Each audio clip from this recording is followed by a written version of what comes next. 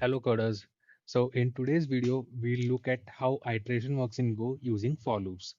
Go has only one type of loop, that is for loop. Unlike other languages which have for, while, do while, there are many kinds of loop. Some even have for each loop, but Go only has for loop. So let's explore how loop works and how different varieties of loop work in Go. So let's get started. We'll start by creating the loops.go file. We have our package main, function main, and our formatting library imported. Import fmt. Okay, so the keyword that is used to initiate a loop is called for, and the basic syntax of for loop is for. We have our initial condition, semicolon, then we have our test condition, then we have our increment or decrement operation, increment slash decrement, and then the loop body. So this is a basic structure of a for loop in Go. So what is looping used for?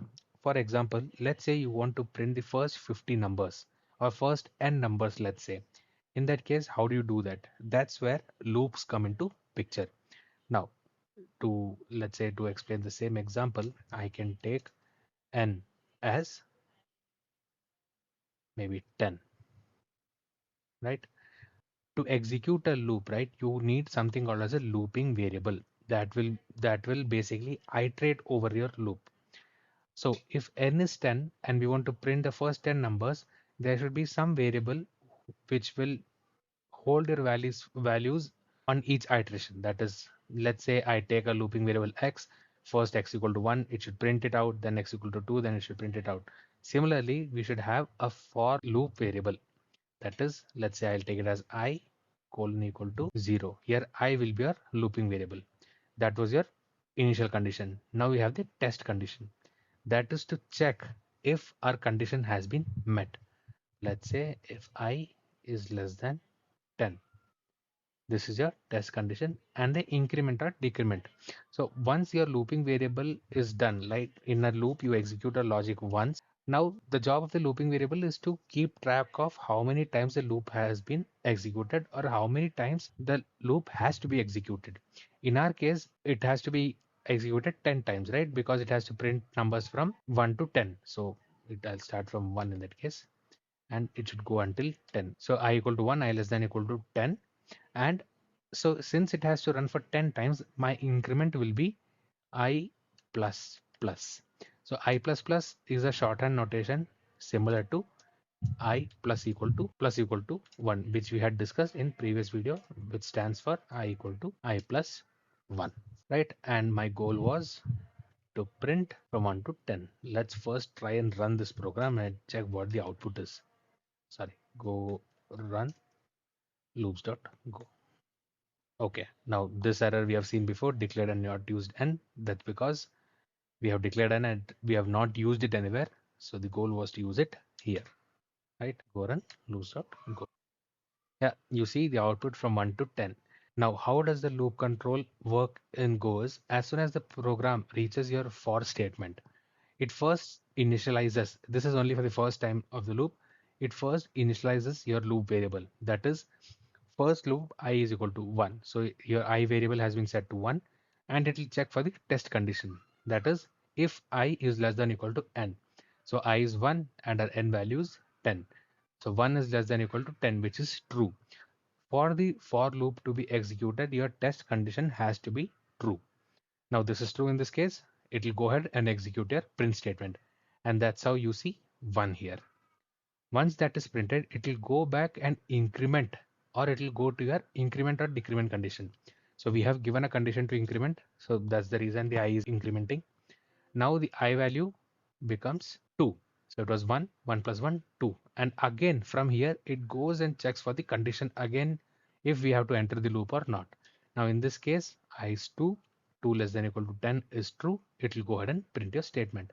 And so on and so forth. It will go ahead until 10. So as soon as we enter the loop at 10 and 10 is printed, it will go ahead and increment it by 1. In that case, I becomes 10 plus 1, 11. Now the test condition is 11 is less than equal to 10, which is false. As soon as you hit a false in your test condition in a for loop, it will exit out of the loop. That's the reason your program is exited. So that's how a basic for loop works in Go. Now there are different kind of variations for this for loop, right? That is, for example, the initialization condition and the increment/decrement operation are optional. Optional in the sense they don't have to be with the for statement. The loop variable initialization should always be outside. I mean, can be outside or with the for statement, but it cannot be inside. Even if it is inside, we will see that case where we try to run an infinite for loop. I'll tell you what that is. So the increment statement, right? Increment statement can also be part of the for loop body. The loop body is whatever is enclosed inside your for block. Now let's see a different variety of for loop, that is for, let's say, I less than n, and then we have fmt.println and I, right? And the scope of this I variable, whenever you declare a for loop variable, right? Whenever you declare a for loop, basically, the loop variable, if you define with the for statement, the scope is only limited to the for block. It is not accessible outside. So when I try to access I here, it will fail. For that reason, I have to initialize I again. I initialize it as 1. Maybe I can take a different variable if that's confusing. So j equal to 1, and I'll take j less than n. Right, so j will act as your looping variable, and n is already defined as 10. I'll take it n is less than equal to 10 because I want to print 10 also. If I don't give equal to, as soon as j becomes 10, 10 less than 10 is false. It will not print 10. So that's the reason I'm giving equal to. And then for j less than equal to and fmt.println I. Now, if you see, notice in this case, there is no increment/decrement operation, right? Let's see what happens.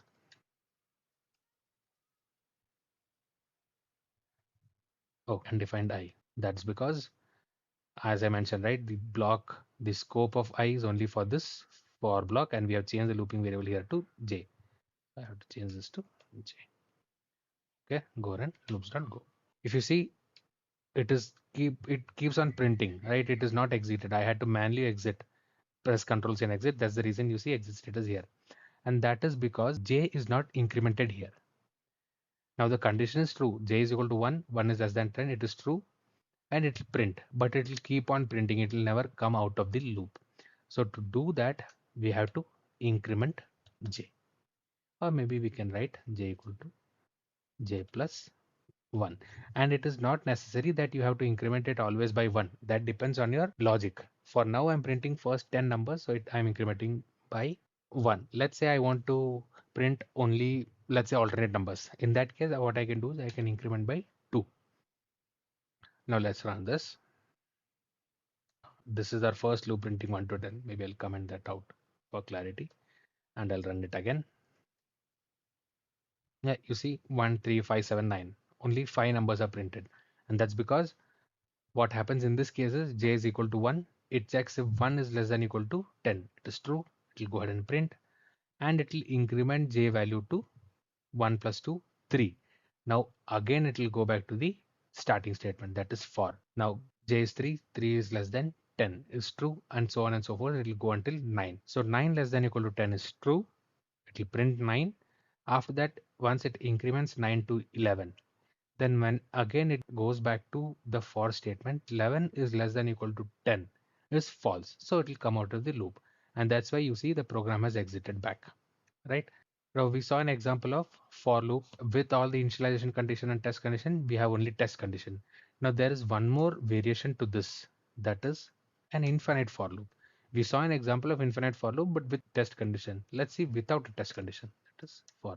This is also a valid for loop in Go. Let's say in this case, j equal to 1, and I want to print j again, but until 10, right? I'll comment this out. Until 10. Now, how do I define that it has to come out at 10?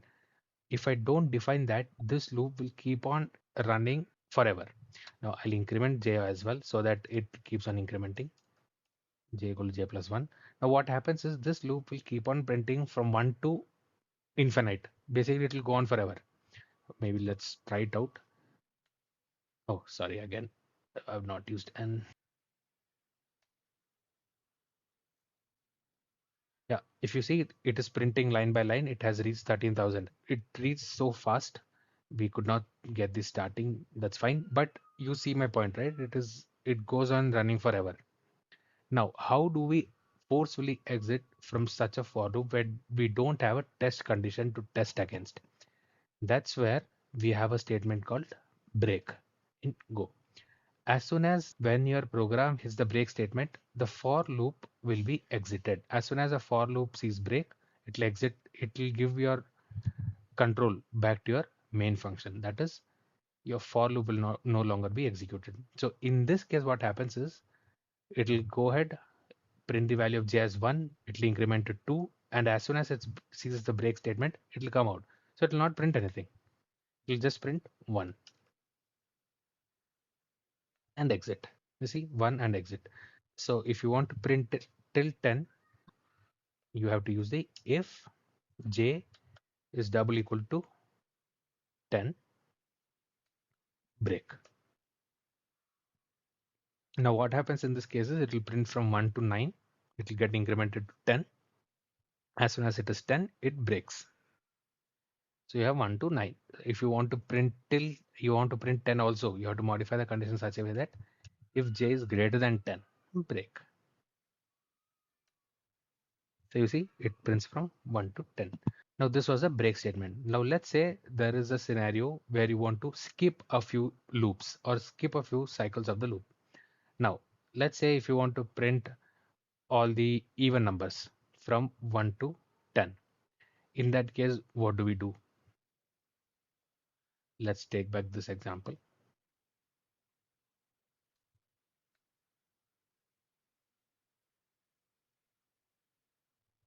For I equal to 1, I less than equal to n is equal to 10. I'll remove this and we print. This will basically print 1 to 10. Now let's say I want to ignore the odd numbers. Now to check if a number is even or odd, we can use the modulus operator. Any number divided by, sorry, modulus 2 gives you 0. That means it is divisible by 2. So if it is not divisible by 2, it is an odd number. So if I modulus 2 is not equal to 0, right? So modulus 2, modulus I've explained in one of my previous videos, even not equal to I've explained in one of my previous videos. If you have any doubts, please do go check that video for any clarifications. If I modulus 2 is not equal to 0, that means if it is an odd number, we ignore it. So if not, if it is odd or even, right? So what I'll do is I'll print ln I. Now let's see what happens in this case. It will still go ahead and print all the numbers because inside if we are not doing anything. Basically, we can always write an else and then do a println which will work. But to explain something else, right? If you want to actually skip, I mean, always the logic won't be so simple. There might be some complex logic where you have to skip a condition based on some factors. So for brevity, I have taken a small example. Now, if I modulus 2 is not equal to 0, in case it is odd, right? I want to skip my next set of statements after the if. In that case, what I can use is something called as a continue keyword. What continue does is as soon as the control comes here, it will not go ahead and it will go back and go ahead and increment your I. It will go back to the for loop cycle, not forward. Right now, let's see what happens in this case. Yeah, you see, you get only 2, 4, 6, 8, 10. What happens here is after as soon as you hit a continue statement, the rest of the statements are skipped. So that's what continue is used for. So these are two control statements for loop. How you can skip cycles or how you can forcefully exit from a for loop. That's what we use continue and break for. So that was for loops in Go. You can try out a couple of problems on your own based on loops in Go. If you have any doubts or clarifications that you may require, please do comment and let me know. I'll try to get back to you as soon as possible. On that note, this is Cron Coder signing off. See you in the next one.